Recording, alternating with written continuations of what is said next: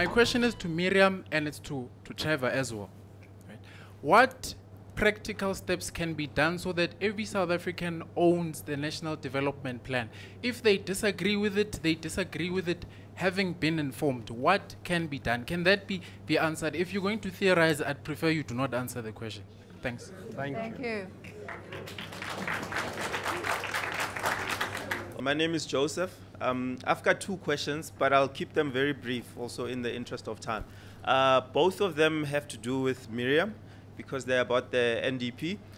The first one is more around honesty and having an open engagement. Why I say this is because we can't solve problems if we don't play open cards. I say this in light of Chapter 4 of the NDP, which states explicitly that the bulk of the costs of infrastructure development has to be carried by the user. And this has a manifestation in reality in e-tolls. Yeah.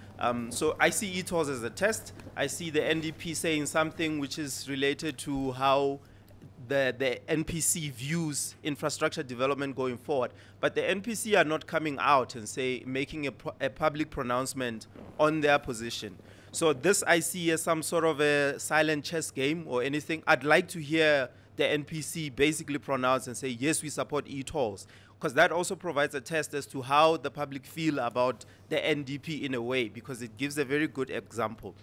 The last question is in terms of growth. I see in fact, I was making notes on my phone as we were here via WhatsApp.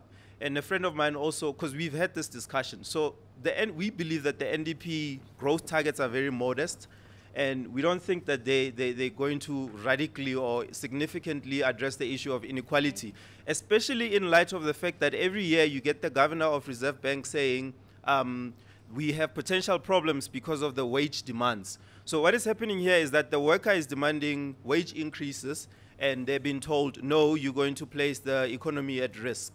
So let's have growth, let it be modest, but let the people who really need to participate in the economy, or in other words, let the people whom we are trying to bring into the economy so that we make it less unequal, let them not grow their income.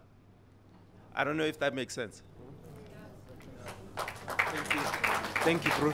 This is the last speaker from the floor now. Yeah, the issues discussed today are very important, and they cannot be just left unchallenged or directions debated, because they should carry on even beyond this. But I'll say this because also we need to go back to the history of South Africa and how we found ourselves where we are today. And the example would be that I'll speak, for instance, pointing at African people, and I'll say most of African people who found themselves in places, big cities like Johannesburg, did we want to historically come to Joburg and find ourselves in this economy? Did we want to, or were our grandparents forced to come here and all they were is labor and nothing else? So that even when it comes to the solutions which we want, we must also ask ourselves whether, do we actually want to retain and perpetuate this misery which our people are going through here, these statistics which our people have become, because you even look at it from a futuristic point of view. You talk about the green economy, but what is being punted is the perpetuation of urbanization, where, like Gwede Mantashe will tell you, how African people have been disconnected from the land, where our education, they are talking about, downplays subjects like agriculture, and what they emphasize is what leads you to the services economy. So it's a trap which they lead you there, you see. They say, no, leave the technical subjects, leave things which connect you to the soil, just know maths, economics, and all those things, which then lead you to be an office worker and you know nothing. And that's why you have children who don't know how to. They just consume milk. They've never milked a cow. They've never planted soil, and they don't even plant trees. So they have no sense of the environment and the green economy. So in the future, we must really define it ourselves, I think. But Thank you. To what level then is inclusivity about choices? But I suppose that's in closing, and let's start with you. Imran. I thought the question Eddie asked us was the really interesting one, at least for me. And his question was what are the social forces that will get us out of the mess that we're in? And I think we would all agree that we're in a mess.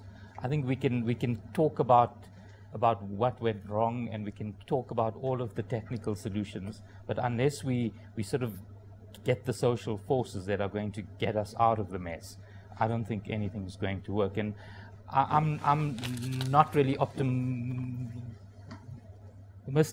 about that, because I think the social forces that are out there, the kinds of groups,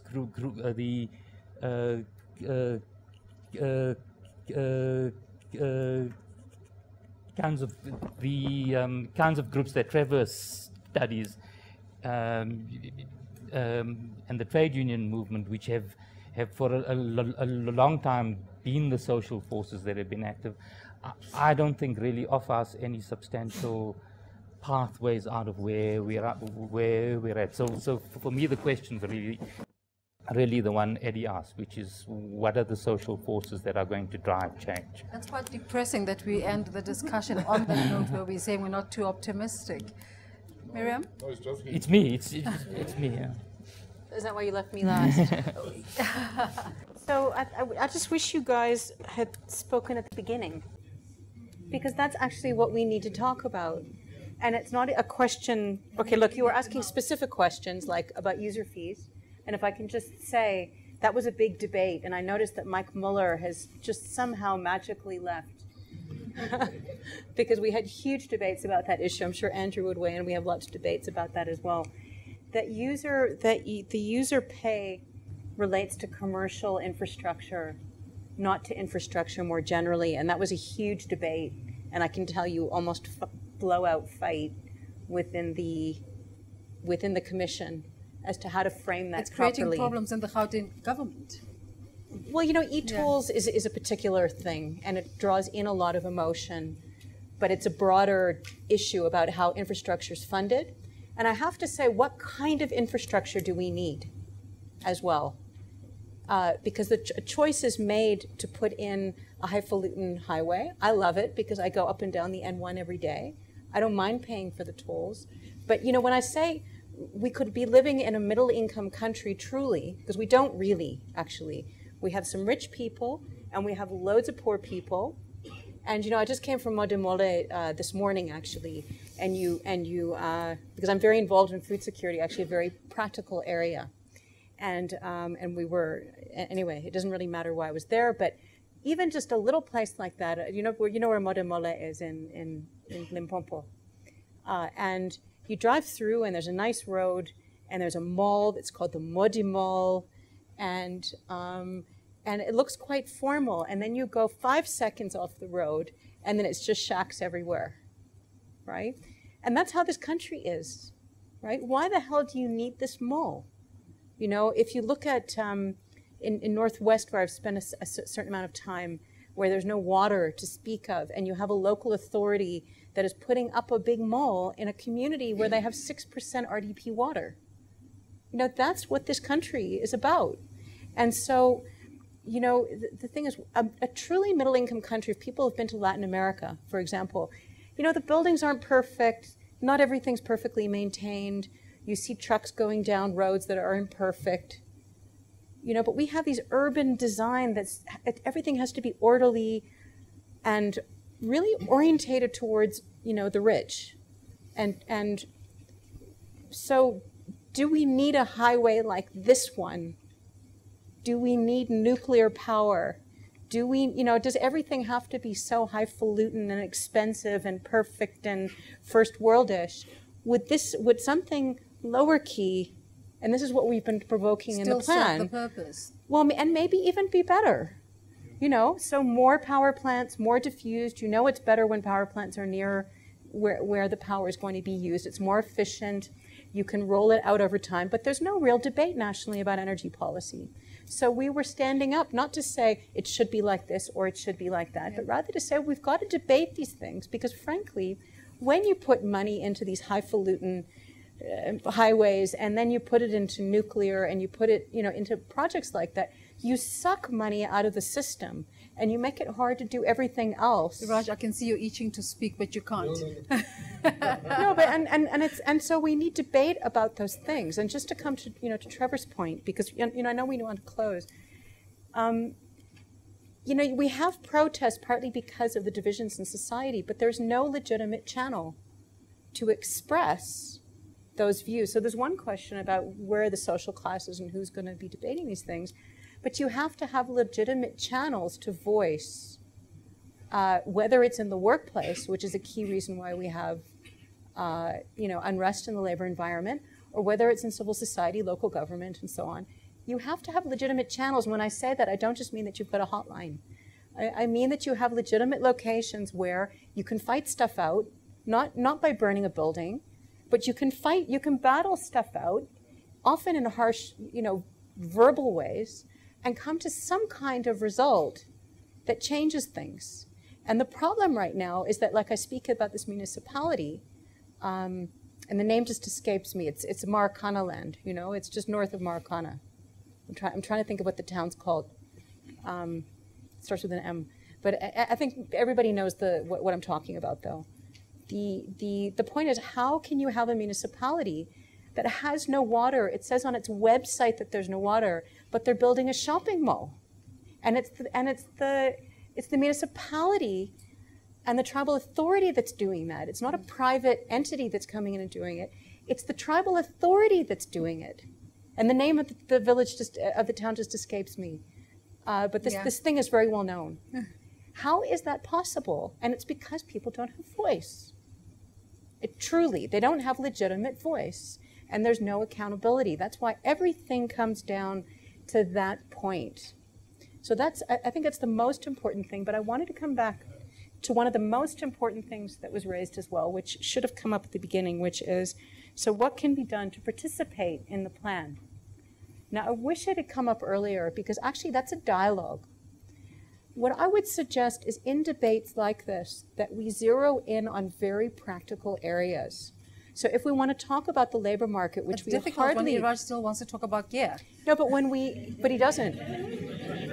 But when we want to have a discussion about social protection and labor markets, let's talk about labor markets and what we need to do, and let's talk about systems of social protection truly, and argue it out. Let's look at practical areas within that and start playing through what our different ideas are and how we move forward as a country, and start guiding public policy, participation, and get more specific. And actually, in a way, not to give away responsibility, because I know we have to do better, and I admit that, but we also want suggestions from civil society as to what the best way of talking about how do we get to a decent standard of life. Ladies and gentlemen, let's give a round of applause to our panelists.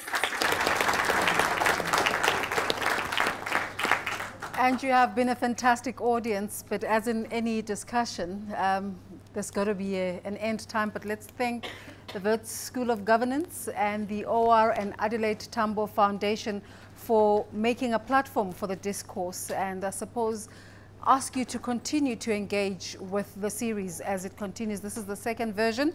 The third debate will take place on Tuesday, the 25th of November at the OR Tambo building in Pretoria to celebrate and honor OR Tambo and his contribution to development and diplomacy in the country, titled International Relations and Economic Diplomacy, Inclusive Regional Growth.